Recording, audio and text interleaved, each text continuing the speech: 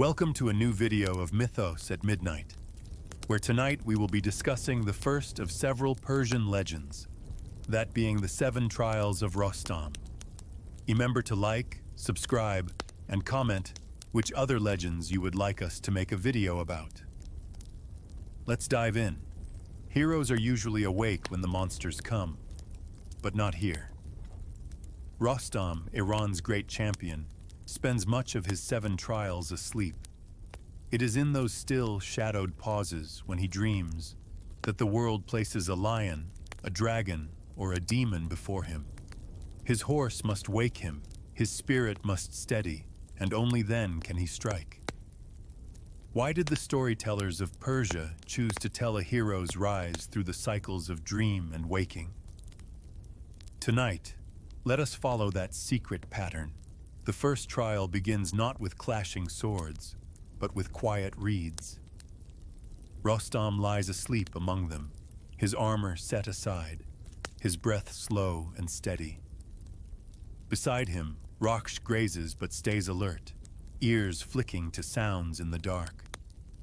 Into this fragile calm, a lion prowls closer, each step pressing the stillness tighter. Here we learn the pattern: sleep, unseen danger, a wakeful reply. The threat does not fall on Rostam, but on his companion. Rakhsh springs forward before his master stirs, driving back the lion with hooves and teeth. It is not a simple scuffle, but a true fight, a horse holding back a predator through courage and force. When the struggle ends, the lion lies broken in the dust, and Rakhsh stands bleeding, sides torn by claws yet unyielding. It is only then that Rostam wakes. He sees not the creeping threat, but the silence after it has been faced. His eyes find the wounds across his horse's hide, the breath sharp in Rakhsh's lungs, and the lifeless lion near at hand. Instead of triumph, his first instinct is care. Hands upon the horse's neck, words to soothe, an awakening shaped by gratitude. This is how the labors begin, not in victory, but in the tenderness of dependence. Different versions of the tale emphasize different lessons. In the written Shahnameh, Rostam tends to his horse with concern. In some oral performances, however, he scolds Rakhsh for taking such risk. That rebuke carries another tone, an uneasy mixture of love and command, as though to guard his companion from further danger by restraining him. Both streams of tradition remind us that loyalty is not simple, and that their bond is built of both devotion and tension. The first trial sets more than an opening challenge. It establishes the rhythm that will follow. A hero at rest, a peril rising in shadow, a faithful horse carrying the burden until his master wakes. Without Rakhsh, the story would have ended before it began. The horse preserves not just Rostam's strength, but the telling itself. As the reeds straighten again and night closes over the scene, man and horse move onward, scarred yet bound more deeply together. Each pause in the journey now carries the weight of what may come. Soon, the stillness will break again, not by a lion at hand, but by something hidden in greater darkness. And when Rakhsh stirs, Rostam must wake to face it. At night deepens across the plain, and within it comes the sound that gives this trial its name, the midnight roar. Rostam lies sleeping once more, his vast frame resting without care, while Rakhsh grazes uneasily nearby. The air feels heavier than before, thick with an unseen presence. Even in slumber, the shadow of danger moves closer, waiting for the moment to break the stillness. It begins subtly. Rakhsh stiffens, his ears twitching toward a faint disturbance in the dark. He paws the ground, striking the earth in restless warning. Rostam does not stir. The horse nudges him, urgent, insistent. When silence settles again, Rakhsh shifts, attempting once more to wake his master. In some tellings, this happens twice before the danger becomes clear. The horse rousing the sleeping hero before the dragon finally reveals itself. Such details remind us how closely this story ties vigilance to survival, and how thin the veil between calm and disaster really is. Still half asleep, Rostam peers into the dark, but sees nothing. The plain spreads in silence, without contour or form. Then a sound splits the emptiness. It is not the beat of hooves or the crack of branches, but a roar so immense it seems to shatter the sky. From that unseen throat pours the voice of the dragon. Before the monster's body appears, its cry fills the scene, an echo from something vast and terrible. Only with sudden light does the hidden shape emerge. Out of obscurity unfurls a serpentine figure, scales catching in the illumination, coils glistening as though the ground itself had moved to life. The shift from total darkness to revelation is written with care. Scholars note that this is no casual flourish. It reflects a pattern in the Shahnameh, a progress from concealment toward sight, from uncertainty toward awakening. Rostam cannot act until perception steadies. Only light makes his danger real. The dragon that now stands before him is more than flesh and fang. Its breath burns hotter than blackened coals. Teeth hooked downward, ready to tear, yet it is not bound by the limits of beasts. It slips in and out of vision, vanishing back into night and returning at will. And stranger still, it speaks. Words in a human tongue pour from a monstrous mouth. This mingling of speech with animal form deepens the dreamlike atmosphere. In the Haft Khan, the line between waking and dreaming blurs, and this dragon behaves more like a shifting nightmare than a fixed adversary. Rostam does not rush forward. His first act is neither strike nor defense, but speech. He places himself within the contest by naming who he is. His words run steady. He is Rostam, descended from Dastan, from Sam, from Nairam. Scholars often read this moment as an act of individuation. By naming himself aloud, Rostam steps toward independence. No longer only the son of Zal, he becomes a man who bears identity through his own voice. The naming affirms his genealogy while also establishing selfhood. This declaration, simple in sound, marks a subtle shift in the story's rhythm. Why pause for a speech in the face of such a beast? Some suggest the dragon's roar is answered by a roar of words, language against language. More quietly, it is also the hero recognizing himself in the face of death. What we hear is not ornament, but the forging of a self within the darkness.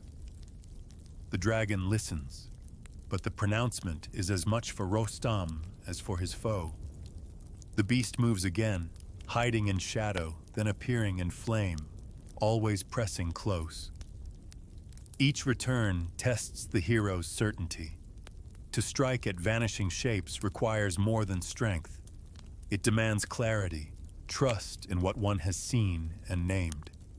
Rostam's sword bites into flesh, at times real, at times fading like smoke. The battle veers between substance and illusion, reality barely anchored, yet the sequence itself gives order. Stirring of the horse, roar of the dragon, light revealing, words of naming, only then the strike. This rhythm prevents the chaos of nightmare from swallowing sense. It carries the listener from confusion into recognition, then into decisive action. Even in shifting darkness, there is a thread of meaning, an unveiling, a claiming, and then a blow. The fight narrows into its ending. The dragon, once able to vanish, at last cannot escape. Perhaps by the force of Rostam's words, perhaps by the sharpness of his strikes. The monster's tricks drain into weakness. Its coils slacken. Its voice, once thunder, collapses into fading growls. With a final effort, Rostam stands as the figure unmoved, and the dragon lies dead upon the plain. Notice here that the resolution is not described in lingering violence.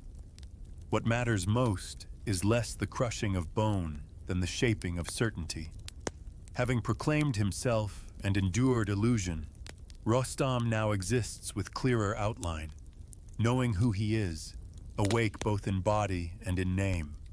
The roar has passed, but its sound remains behind, echoing in the silence where his claim first met the dark. The trial leaves us with a pattern sharpened. The first danger showed us loyalty in silence. Horse against lion, bond before blade. The second now shows awakening into identity, a hero who names himself when the night presses hardest. Together, these episodes loosen the border between dream and waking, safety and peril, silence and speech. As daylight edges against the plain, the monster's body cool and still, the tale prepares hint of its next turn. What if danger does not come with a roar, or the strike of claw, or the serpent's shadow? What if peril comes clothed instead in beauty, in sweet sound, and feast spread before weary eyes? In the next stage of the Haftkan, threat no longer walks as a beast in the dark. It waits, disguised as welcome. And there the story asks a new kind of question. How do you wake from delight that is too perfect to be real? The fourth stage of Rostam's journey begins in quiet surprise. After battles with beasts and nights of restless watching, he enters a glade that should not exist in the dry expanses he has crossed. The air cools, the light softens, and clear water runs over stone. It feels less like travel than like wandering into a dream. Spread before him is a banquet. A roasted deer lies prepared as though by careful hands. Bread rests ready alongside it, and vessels of wine glimmer at his side. From the air itself comes music, the tones of a tambour rising smooth and low, drifting as if drawn from strings by invisible players. For a man who has fought through hunger and thirst, who has survived days with only his horse as companion, such sudden plenty is overwhelming. It is here that the host steps forward. She does not roar or threaten. She does not hold weapon or talon.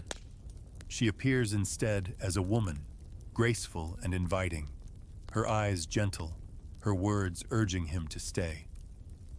Eat, she seems to say. Drink. Rest and be at peace. The feast, the music, the beauty. Together they weave an image of comfort, almost beyond refusing.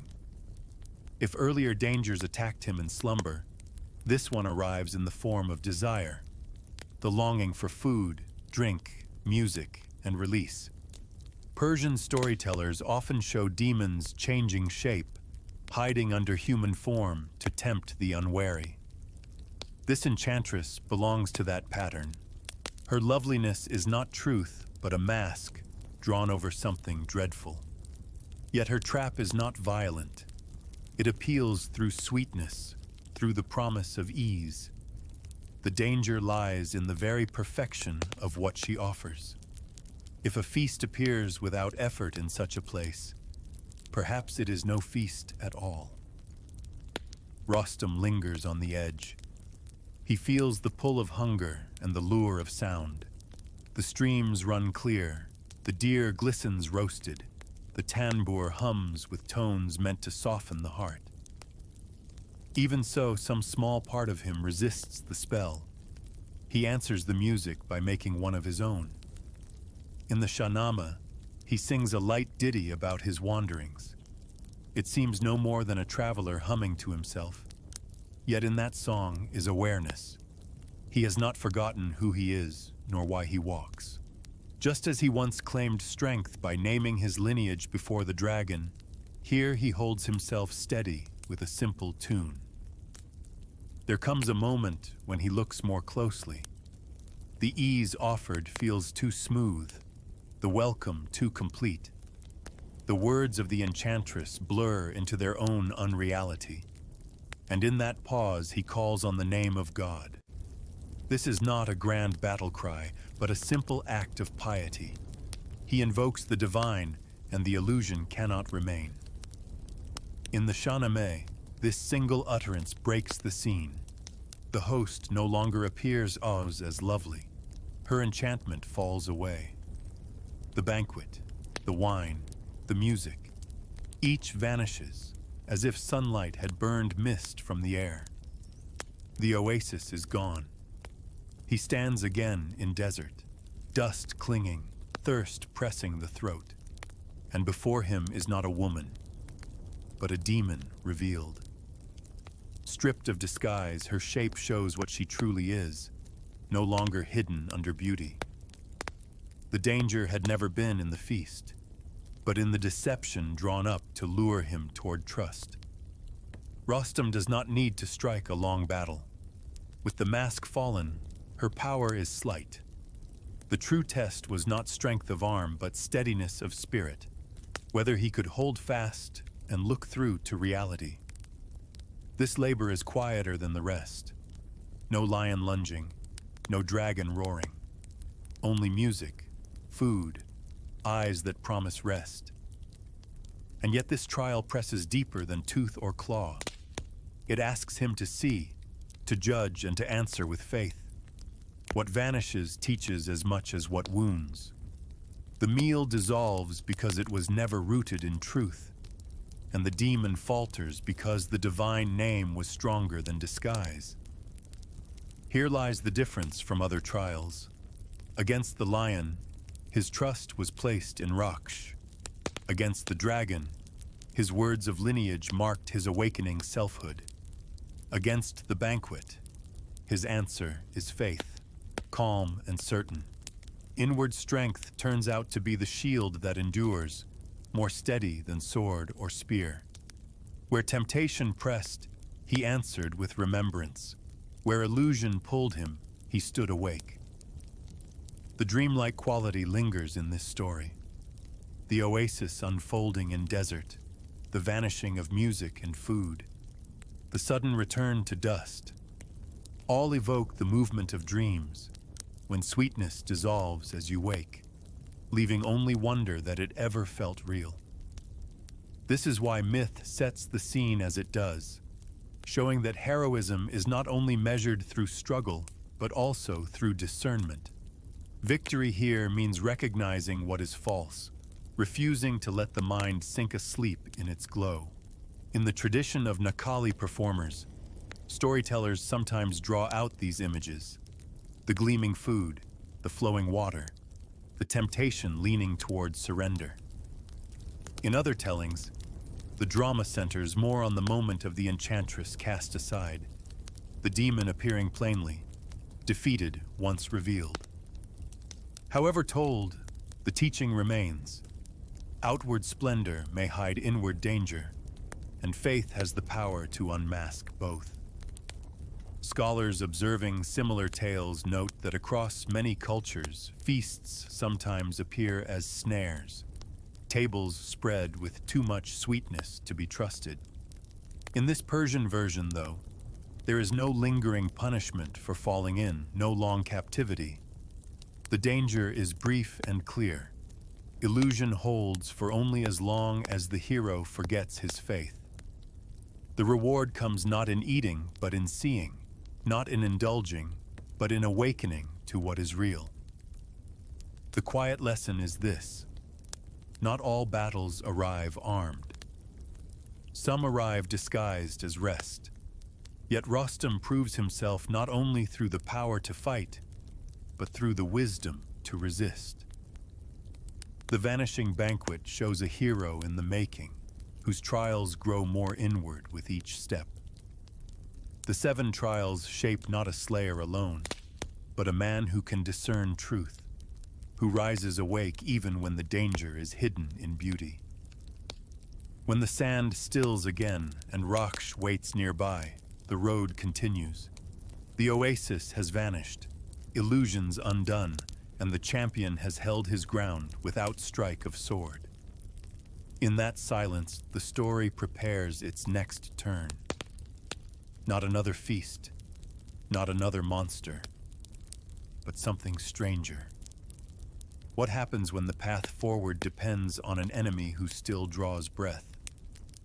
The tale begins to ask whether strength might also mean command, and whether survival might require a prisoner to lead the way. The fifth trial brings us into mountains. The peaks rise steep, the passes turn on themselves, and the land withholds its way forward. Here the danger is not a beast or a banquet. It is disorientation. A man may walk for days and end in the same valley, lost and defeated by the land itself. Strength cannot cut a road through stone. To move forward requires knowledge, and knowledge belongs to another.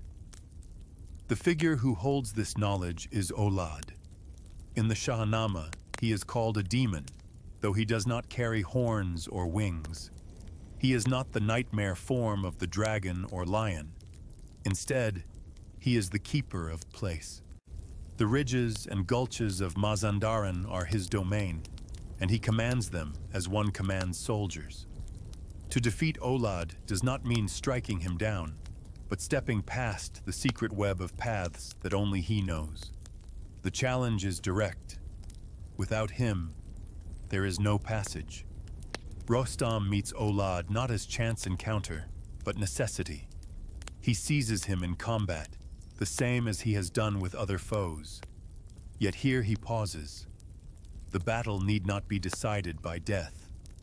With ropes wound and strength unchallenged, Rostam has the choice to kill. Instead, he restrains. He takes Olad alive, bound and held, not as victim, but as captive. That moment, the holding back of death, is the heart of the trial. The Shahnameh makes this detail plain. Rostam does not kill Olad, though no one could have stopped him if he had. He captures him. He commands him to lead the way.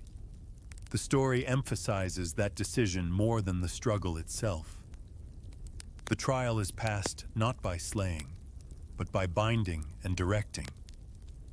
At this point in the Haftkan, the battles are no longer about survival alone. They begin to show the growth of authority. Picture Olad walking ahead, ropes firm, his voice giving directions through the twisting valleys. Behind him, Rostam follows, his strength redefined. The hero who once relied on horse and sword now extends his reach by bending an enemy's will. The road itself opens not because rocks are broken, but because a voice confesses paths once kept secret. This is the image of the fifth trial, the captured foe made into guide. The tradition of storytelling preserves another variant. In some recitations, particularly in Nakali performances, Rostam does more than command. He makes a promise. If Olad answers truthfully and leads him, he will be made king of Mazandaran after Rostam's victory. Here, the tone differs from rope and chain. The force of promise joins the force of strength. Olad, though bound, becomes a partner through negotiation. Authority now moves into the realm of politics. This is important. For the first time, Rostam acts as one who can grant thrones. In earlier trials, he proved his body. Here, he begins to prove his power over governance and future. To offer a crown is to measure one's authority as greater than rule itself. He not only controls enemies, but decides rulers. This quiet expansion marks the shape of his growth. Scholars call this Rostam's first political act. The Haftkan up to this point showed combat against beasts, illusions, and natural forces. Now it shows influence. Not all power is violent. Some of it is the capacity to decide, to withhold, to promise. In this act, Rostam separates from the earlier identity he carried under his father Zal. He begins to move as figure who may govern himself and others. It is a narrative step toward individuation, toward recognition as the hero who can command both men and kings. You might notice how still this episode sounds compared to others. The banquet dissolved in song. The dragon roared in the dark. The lion tore through reeds. Amid mountains, the drama is quieter. Bound ropes, cautious steps, and measured commands. Yet the meaning runs deep. Where earlier trials taught strength, vigilance, and faith, this one teaches something subtler: restraint and direction. Rostam shows he can choose not to kill, and that act itself carries its own form of dominance. It shifts the rhythm of the journey.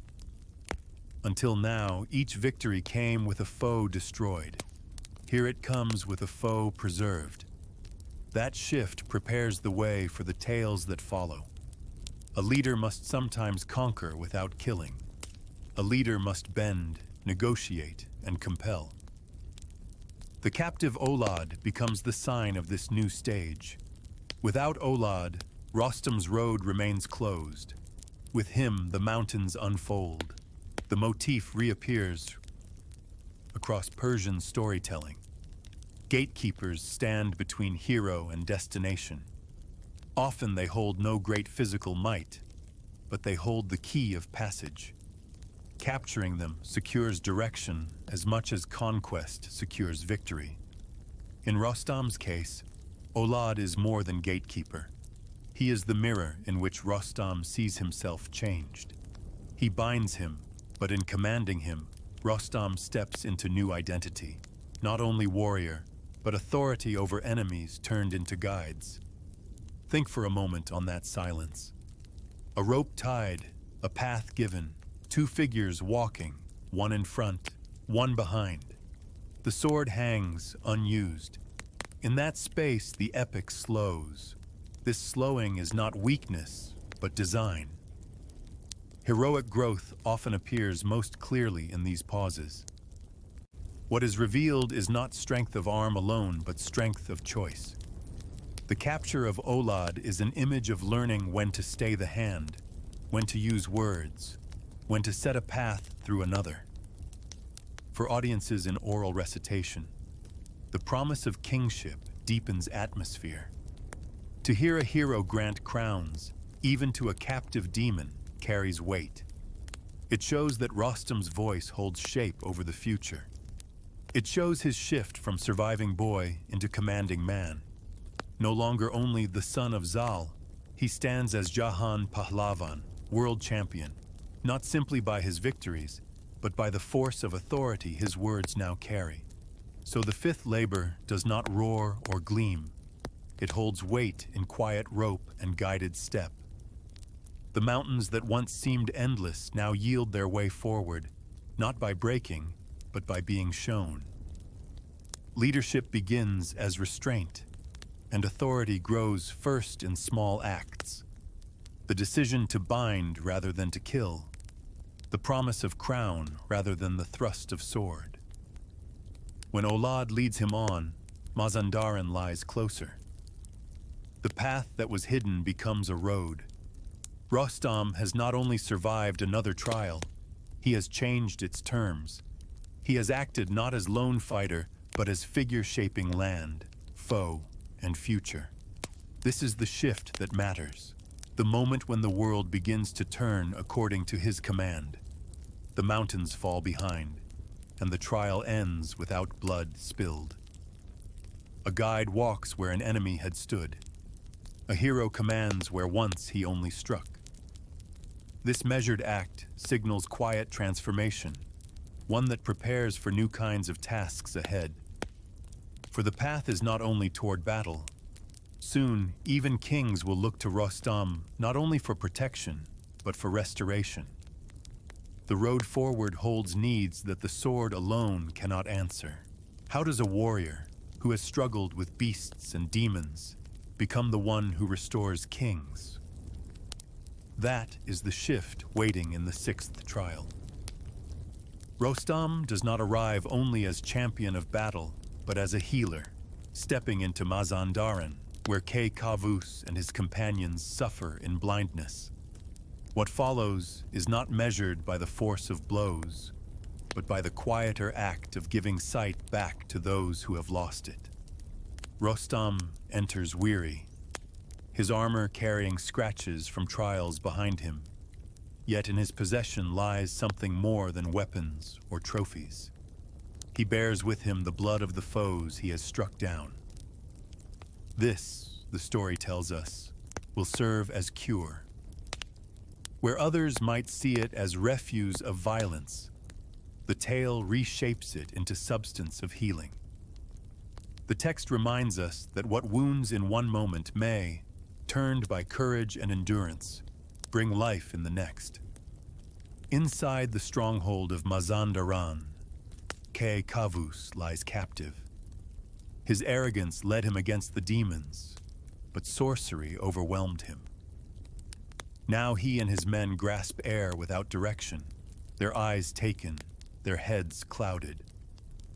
To imagine that court, the proud king and warriors of Iran moving helplessly in dark corridors, is to feel how deep the humiliation cuts.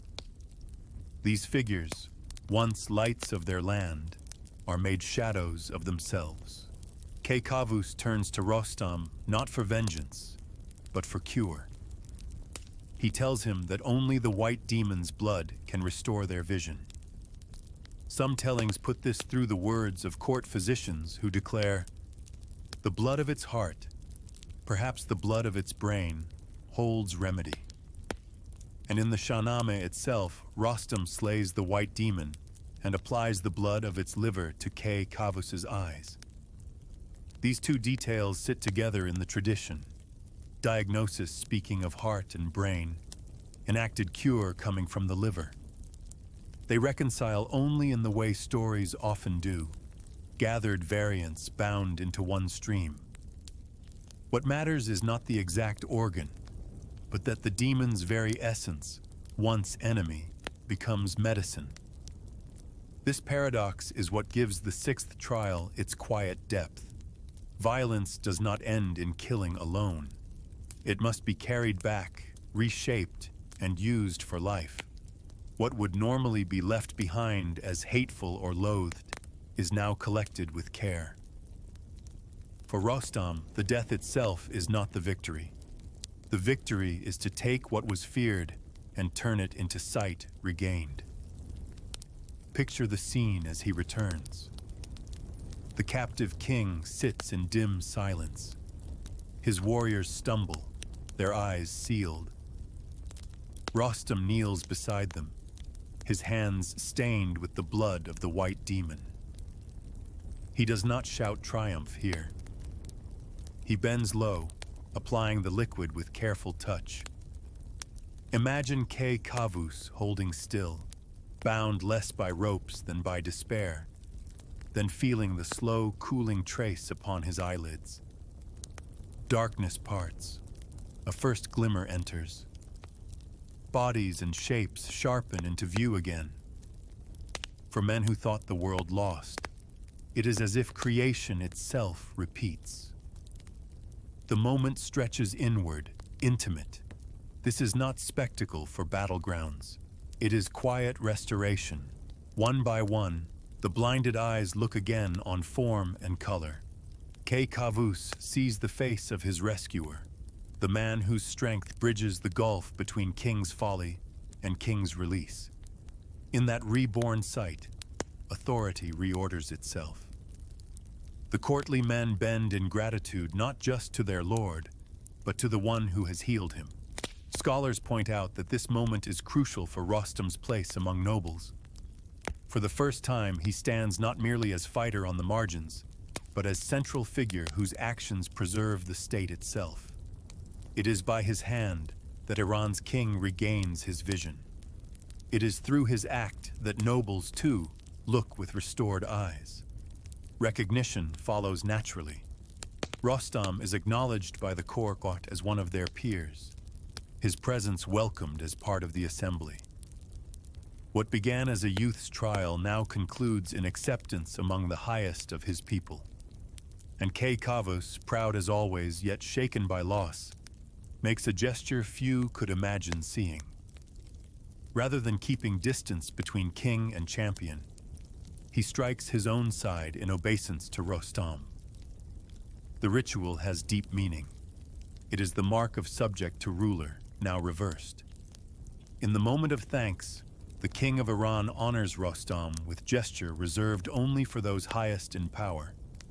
It is not a crowning, but it holds weight like a coronation. Pause with the image. Rostam, once little more than warrior in shadow of Father Zal, now kneels with stained hands that give back sight. Around him, nobles rise from blindness into clarity. At his side, the humbled king bows. Sword and spear carried him through trials past, but now his truest strength is shown in touch that heals. This is what his title Jahan Pahlavan, champion of the world, rests upon. Not force alone, but the fullness of what a hero can bear. Battle's weight, restraint's choice, and even the possibility to mend. There is something deeply human in this paradox. What harms can sometimes also cure, reworked by courage and purpose. The white demon's blood might seem only danger, but in the careful frame of the Shahnameh, it becomes sight itself. Heroes across traditions carry similar burdens. They do not cast aside what they conquer. They transform it into strength for others. Here, Rostam does the same. When storytellers tell this by night, they linger not on the gore of killing, but on the gentler image of healing. They dwell on the eyes opening, the hush that settles as men see world again.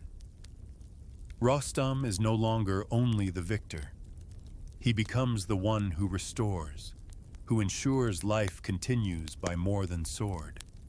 It is this note, intimate, almost hushed, that makes the sixth trial stand out so clearly among the seven. And yet, while the healing whispers its lesson, one shadow still hangs before him. The white demon, whose blood brings cure, is the strangest of all foes.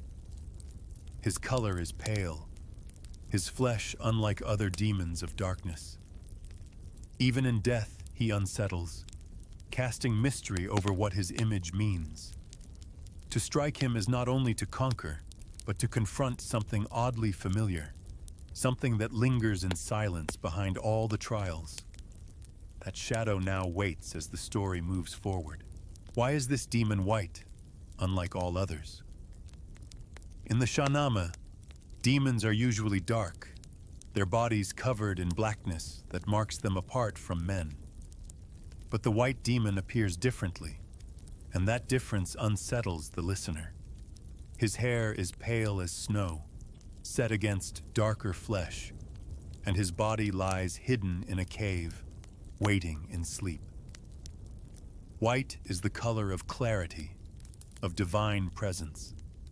Yet here, it belongs to a figure described as the most powerful of the divs. The inversion startles expectation, and the story asks us to notice. The meaning lies not only in the battle, but in the strangeness of what form the foe takes. Imagine Rostam entering that cave.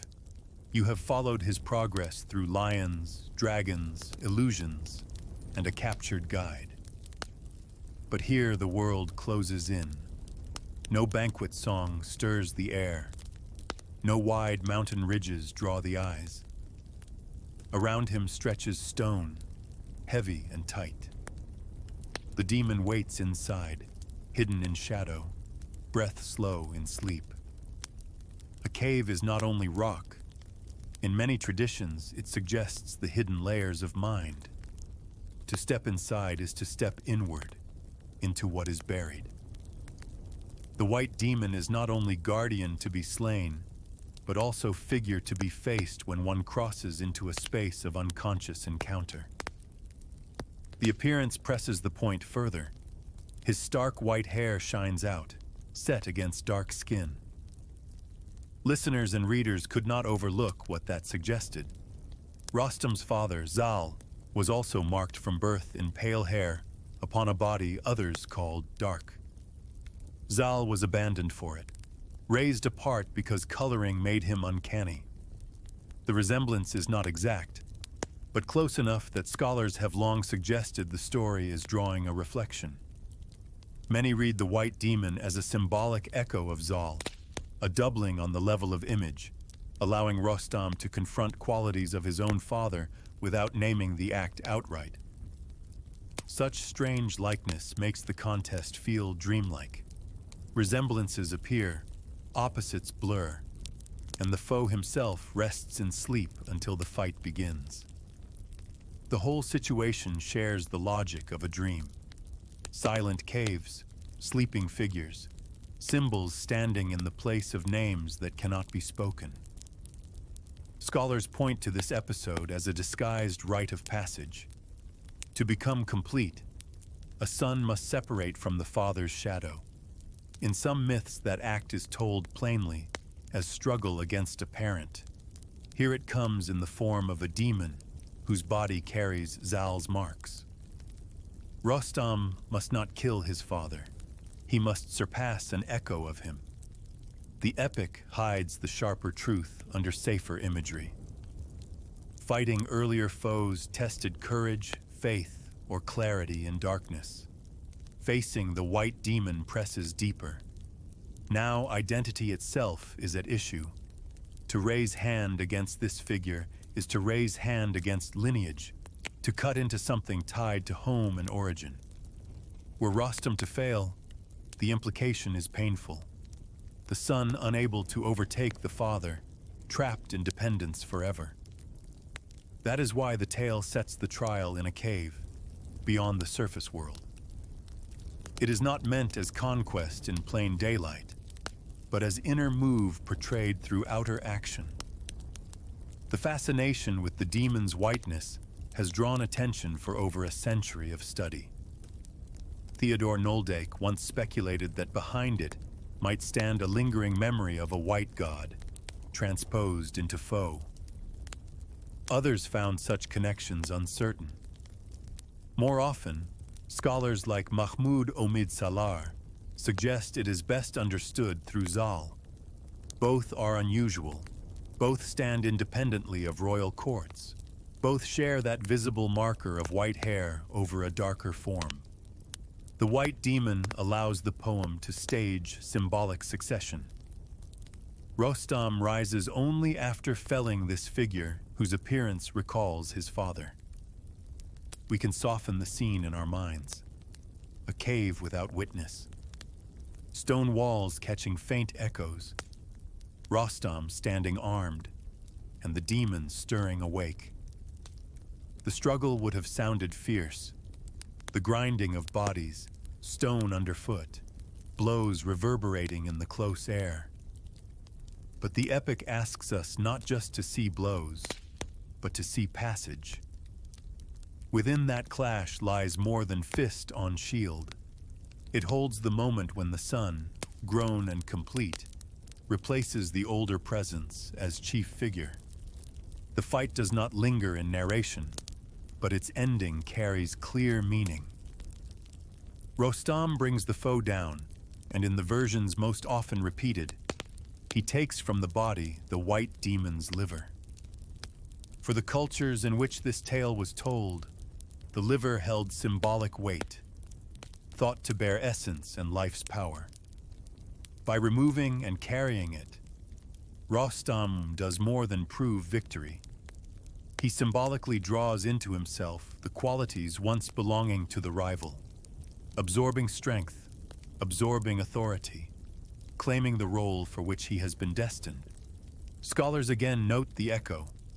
In this act lies the assimilation of paternal power, giving the son the right to stand alone as Jahan Palavan, world champion. When Rostam leaves that cave, he carries two things. First, the blood that will cure Kavus and the blinded nobles. Second, the quiet proof that he has surpassed the shadow of Zal's likeness. The white demon held leadership in his own land, as Zal once did in Sistan, apart from courts and kings. With his fall, Rostam steps into that space. He does not inherit by birth alone. He inherits by confrontation. It is telling that the manuscripts seldom list this episode as one of the trials in the same way as the others. Instead, it floats differently. Not just another danger, but a symbolic passage outside normal rhythm. The cave and sleeping demons sustain a dreamlike atmosphere, setting it apart from sequences of march and fight. The tale pauses here to allow transformation, less trial than threshold. Rostam returns having crossed from dependent youth into self-standing figure. The whiteness, unusual and jarring, serves as the marker. It unsettles enough to make us look twice. A demon is not normally white. Whiteness signals Zal, signals inversion, signals something standing in for what cannot easily be named. In that strangeness, the poem delivers its message quietly. This is not simple combat, but change of succession. The father's likeness is fallen. The son walks on with essence in hand. Audience and storytellers alike understand the movement, whether named or not. Later generations remembered this moment as turning point. Rostam is not only fighter of lions and dragons, but hero who bore the crossing from father to self. Others may strike foes, yet none carry a passage so charged with family shadow and independence. Stepping out of that cave means leaving youth behind. Carrying the liver means carrying authority now anchored in his own person. The dreamlike fight confirms what the epic must show. New champion stands where old once stood. Let the image rest softly with you. A cave in silence. A figure rising from sleep. Hair white against dark skin. A likeness not of accident, but of echo. Rostam enters, struggles, prevails, and carries out what he must. What seems like victory over monster becomes passage inward, as much a test of identity as of strength. And when you consider this scene, notice how quietly it shifts the measure of the tale. The trial was never only outward, lion, dragon, even banquet. Inward it has always moved, toward dependence and release, toward wakefulness of self. Here that pattern becomes clearest of all. The white demon is conquered, but more importantly, the inner bond of inheritance is reshaped. Rostam walks out, not shadowed, not diminished, but whole. As you reflect, hold that thought gently, that sometimes a battle is inward, its truest victory found in passing from what we were given into what we must become. It is not only weapon, but transformation that defines a hero. That quiet truth carries on, shaping not just Rostam's place, but the one beside him who has always risen first at moments of sleep. Why does the horse stay awake when the man sinks into sleep? That quiet question follows Rostam's journey, and it gathers around his companion Rakhsh.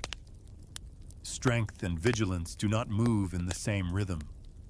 The hero drops into stillness, unguarded, while the horse listens, stirs, and answers what he hears. This pattern of one resting and the other watching shapes the very way the seven trials unfold. Without it, the story might have broken in the first test. Think again of the reeds in the night. Rostam lies dreaming, his armor set aside. The lions approach hidden in the tall stalks. No man asleep on that ground could defend himself. Notice how the horse watches.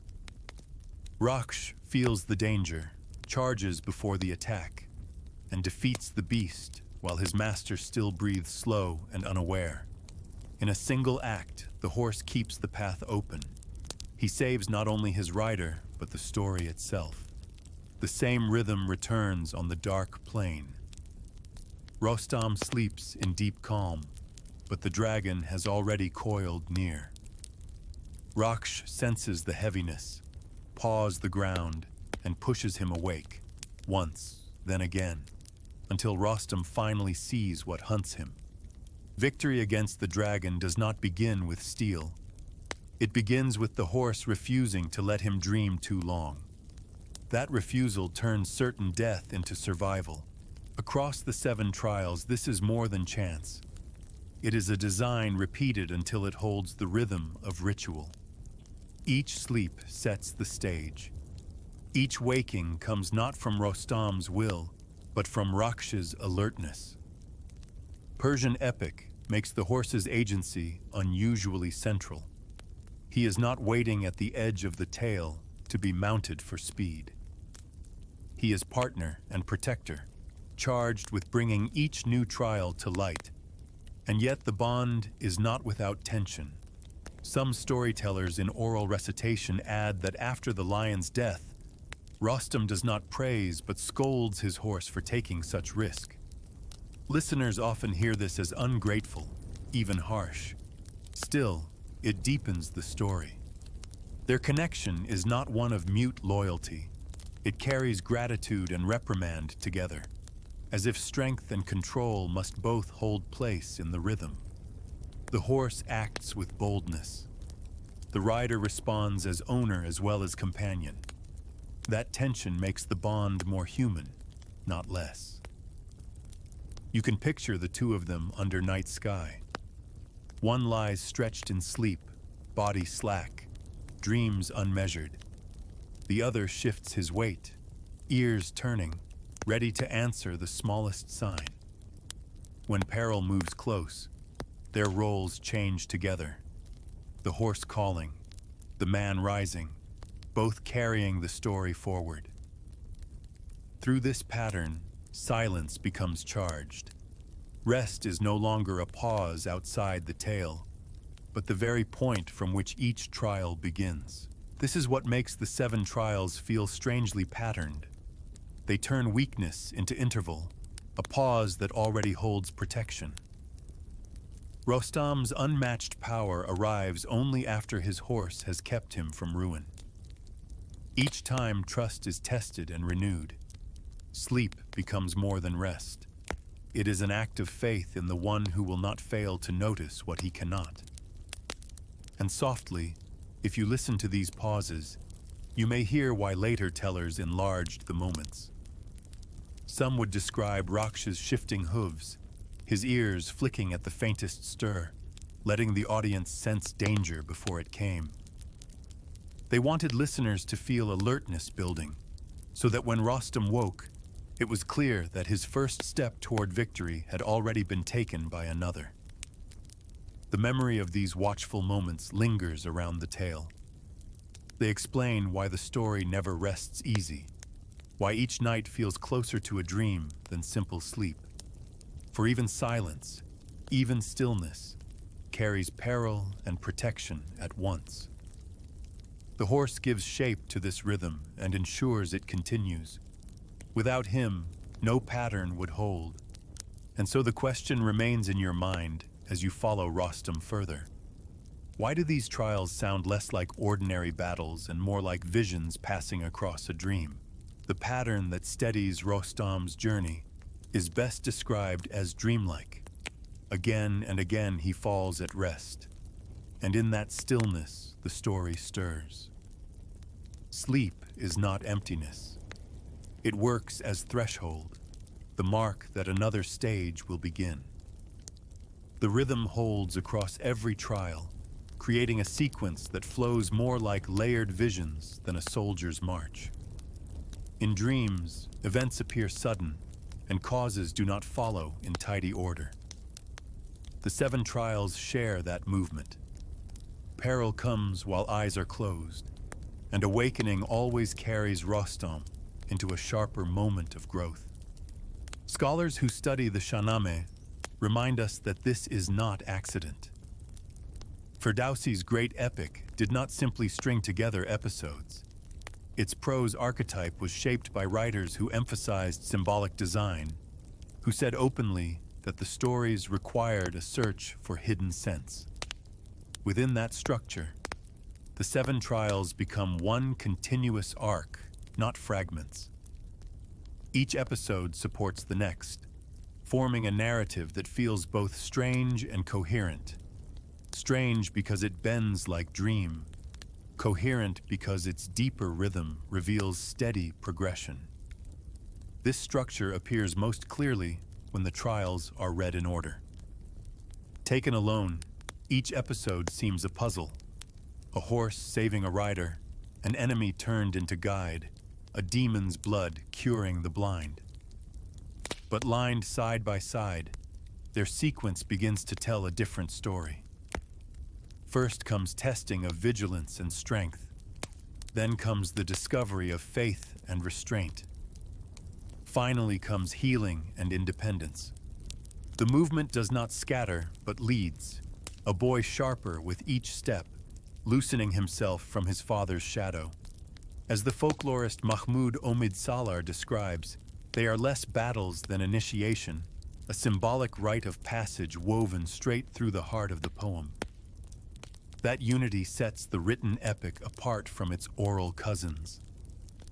Oral tellings often let trials drift. A storyteller could reorder episodes, let one drop away, or even move the entire sequence later in Rostam's life, sometimes after the tragedy of Sohrab. Audiences accepted this freedom. Orality cared more for moment than for sequence. But in the written Shahnameh, their order steadies. The dreamlike progression remains fixed, a set of stages through which all of Rostam's transformation flows. Notice also the atmosphere. Strangeness is everywhere. Animals carry intention. Demons hide in unlikely shapes. Feasts dissolve. Guides are bound but spared. Cures come from what once harmed. This belongs less to daylight combat than to the drifting images of night. Scholars say such elements create deliberate unreality, not to confuse but to place the listener in the quieter space of symbols.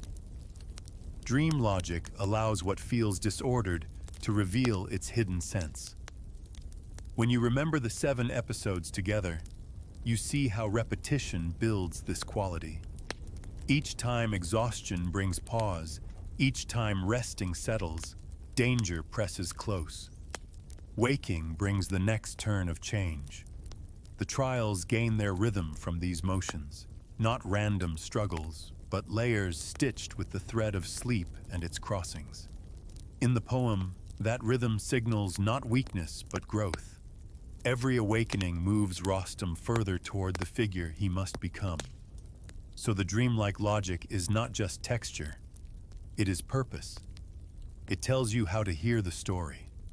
Instead of asking, what war came next, you ask instead, what threshold opened this time and what self walked out of it? Trials seen this way are steps of a rite, as carefully made as the stages in any initiation. They test loyalty, vision, discernment, command, healing, and independence.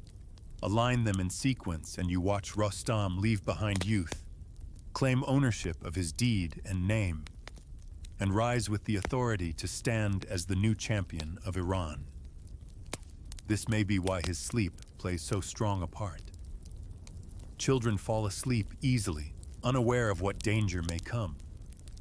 But with each waking, Rostam's body steadies closer to manhood. Sleep becomes more than a physical rest. It becomes a ritual pause, the silence between stages of a rite, where the past moment is shed and the next entered. In this sense, the trials are bound together with dreamlike logic, because dream is itself the best symbol for change unseen until dawn. Even in performances centuries later, this atmosphere held. Nakali storytellers, who performed the Shahnameh in public, usually kept the sequence intact, respecting the poem's tight fabric. But their style lingered on the dreamlike qualities, pauses, illusions, sudden appearances, so audiences could feel how extraordinary the trials were. Oral versions might scatter episodes, but the Nakali kept the hidden sense clear, that these labors are not scattered adventures, but ordered steps, measured through dream and waking alike. It is in this dream logic, then, that the trials find their truest shape. Beneath the roaring monsters and quiet feasts, beneath the caves and flames, lies a ritual story. A young man surpassing what bound him, stepping through thresholds marked by sleep, carrying on until independence is secure. We listen, perhaps, not because of the peril alone, but because the rhythm feels inwardly familiar. Stages of growth often appear bewildering, disjointed, filled with sudden images. Only when strung together do they show their form. The Shahnameh embraces this truth, letting initiation take the shape of dream. And this structure leaves a question for us, who hear the tale now. The cadence of sleep and waking, the ordered strangeness, the hidden sense, all were written for more than spectacle. They speak of a rhythm deeper than combat, a rhythm that bears lessons for any who live with rest and struggle of their own. The next turn of the story begins to point toward that rhythm itself, asking not only what the trials meant for Rostam, but what such patterns teach those who continue to listen. The circle of rest and renewal lies at the center of Rostam's journey. He does not stride through his 7 trials in one unbroken storm of action. Instead, the tale insists upon pauses. He sleeps, he wakes, he fights and then allows his body to fall slack again. Each quiet interval is not failure but necessity, the ground on which the next effort can rise. Without these pauses, the story would collapse into endless clash, yet with them it finds rhythm like breath moving in and out. This rhythm feels close to our own lives. We may not stand before lions or dragons, yet we too wear ourselves down with work, with worries, with the days that seem to press without pause. Exhaustion comes, and stillness follows. Then energy returns, and with it the strength to face what is required. We move in cycles, though often we forget. The 7 trials remind us that such movement is not weakness, but the very pattern of survival. Even a hero as great as Rostam depends upon it. That pattern shows most clearly in the way each danger waits at the edge of sleep. The reed bed, the dragon's roar, the false banquet. Each arises when silence stretches long. Waking is always the turn of the story. What feels at first like a helpless moment instead becomes threshold. The hero lies vulnerable, but he also rests. And in rising again, he steps further into manhood, each waking a symbolic rebirth. Scholars describe it as rite of passage. A boy becomes a hero not only through victory, but through the cycle of falling into quiet and rising into selfhood. The presence of Rakhsh makes the circle steadier. While Rostam gives himself to silence, his companion stands guard. It is the horse's vigilance that keeps these pauses from turning fatal. By waking his rider at lion's breath or dragon's stir, Rakhsh shapes each rest into preparation. The hero places his trust outward, knowing his pause is safeguarded. That partnership deepens the lesson. Even our own moments of stillness are sustained by watchfulness outside ourselves. Family, friends, the habits and communities that hold us quietly until we wake ready to rise again. Even the contrast with Kavus carries its lesson. The king, restless and rash, rarely pauses. His haste sends him blind and bound. The story quietly warns that rushing without balance brings ruin, while steady rhythm allows renewal. Rostam prospers not because he never yields, but because he learns the strength of giving way to sleep and beginning again. Perhaps you may hear this rhythm in your own breathing. The rise, the pause, the fall back into calm. The Shahnameh writes it into myth, but it belongs as much to us. Rest does not strip strength away. It gathers strength within, like water cupped in the dark. In silence, the body repairs. In stillness, the spirit clears. Rostam wakes sharper each time, not despite the pause, but because of it. So too with us. If you wish, you might let yourself imagine the reed bed now.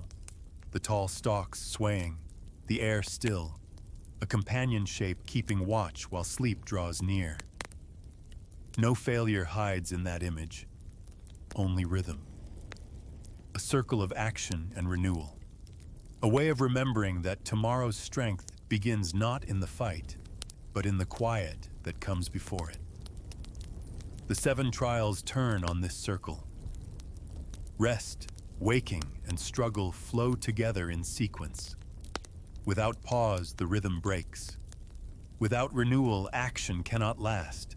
And so the story closes each struggle not with endless pursuit, but with silence that gives space for the next. It is that circle, more than the monsters themselves, that endures. When the tale speaks again, it gathers this rhythm with care, folding it back into one final truth. Rostam's trials are not only about battle, they are about returning, always, from stillness into meaning. The 7 trials close with a simple truth. Strength and stillness belong together. Rostam's story reminds us that the pauses are not emptiness, but the hidden ground that carries him from one moment into the next. In that balance of quiet and action, the circle of his journey is complete. If this quiet telling eased you, consider softly subscribing for more myths shared in this way.